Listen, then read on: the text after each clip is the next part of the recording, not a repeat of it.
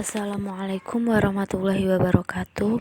Perkenalkan, nama saya Faikhotul Hanifah, Prodi Psikologi Islam kelas C. Di sini saya akan mempresentasikan tentang munasabah. Yang pertama, pengertian. Secara harfiah, kata munasabah berarti perhubungan, pertalian, persesuaian, kecocokan, dan kepantasan.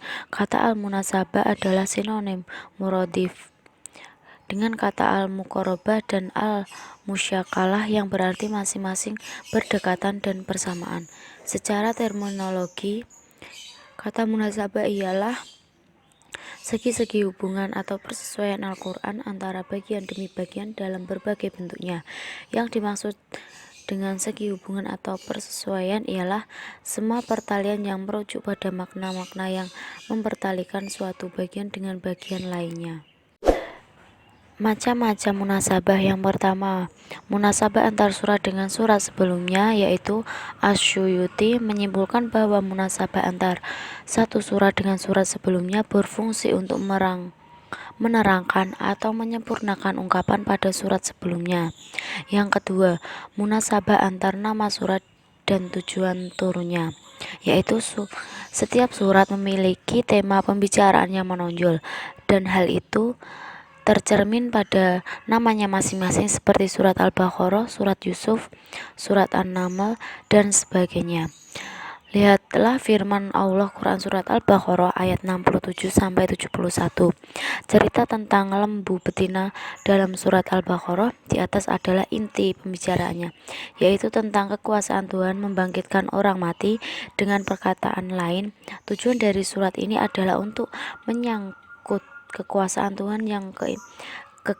Tuhan dan keimanan kepada hari kemudian. Yang ketiga, munasabah antar bagian suatu ayat, yaitu munasabah antara bagian surat selalu membentuk pola munasabah al-tadad atau perlawanan seperti terlihat Quran surat Al-Hadid ayat 4 antara kata yaliju atau masuk dan kata yahruju keluar, serta kata yanzilu turun dengan kata ya'ruju naik. Terdapat hubungan perlawanan kata Al-Azab dan Ar-Rahman berjanji baik setelah ancaman. Munasabah seperti ini dapat ditemukan dalam surat Al-Baqarah, An-Nisa, dan surat Al-Maidah. Kelanjutan dari macam-macam munasabah. Yang keempat, munasabah antar ayat yang letaknya berdampingan, yaitu munasabah antar ayat yang letaknya sejajar.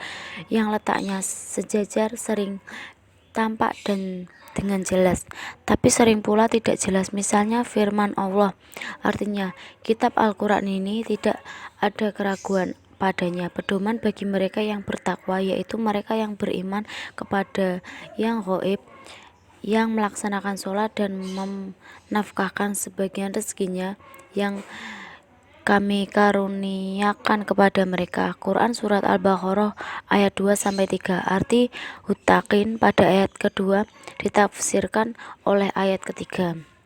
Yang kelima, yaitu munasabah antar satu kelompok ayat dan kelompok ayat di sampingnya, yaitu dalam Quran surat Al-Baqarah ayat 1 sampai dengan ayat 20. Contoh, Allah memulai penjelasannya tentang kebenaran dan fungsi Al-Quran sebagai orang-orang yang beriman.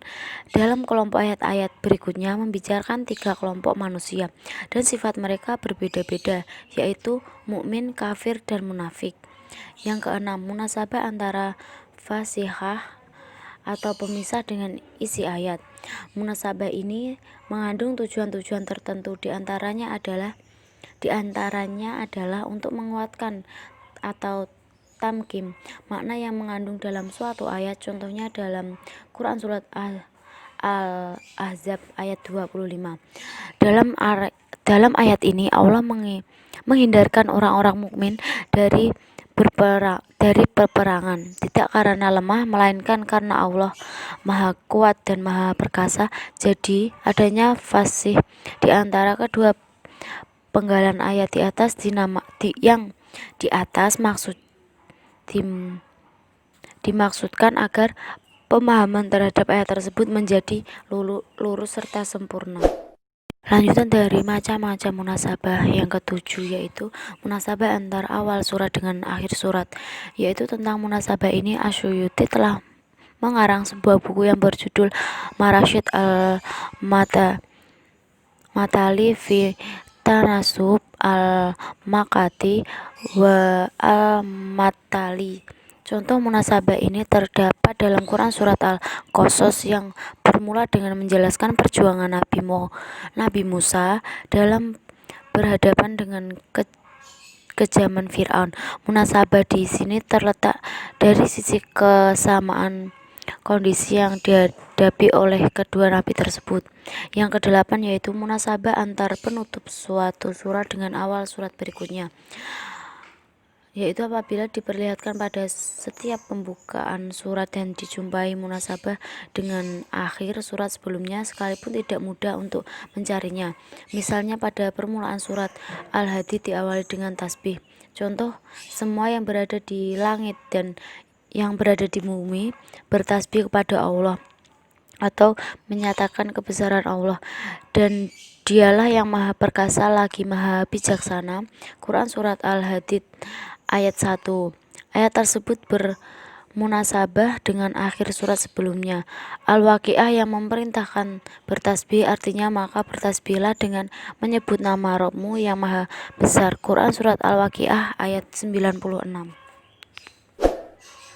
Fungsi atau peran dan kegunaan ilmu munasabah. Beberapa ahli ulumul Quran menjuluki ilmu munasabah dengan berbagai julukan. Yang terpenting diantaranya adalah bahwa ilmu munasabah sebagai ilmu yang baik atau ilmu hasan, ilmu yang mulia atau ilmu syarif, dan ilmu yang agung atau ilmu azimun ain. Semua julukan ini mengisyaratkan betapa ilmu munasabah mendapatkan tempat dan penghargaan yang cukup tinggi dalam lapangan ilmu Quran dan sekaligus memiliki fungsi atau peran yang cukup signifikan dalam memahami dan menafsirkan Al-Quran.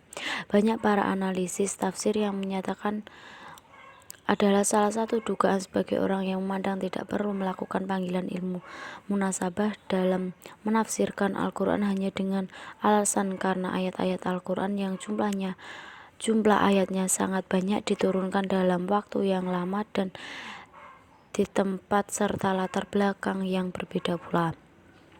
Ilmu munasabah itu paling sedikit berfungsi sebagai ilmu pendukung atau penopang dalam menafsirkan ayat-ayat Al-Quran. Bahkan tidak jarang dengan pendekatan ilmu munasabah, penafsiran akan semakin menjadi jelas, mudah, dan indah.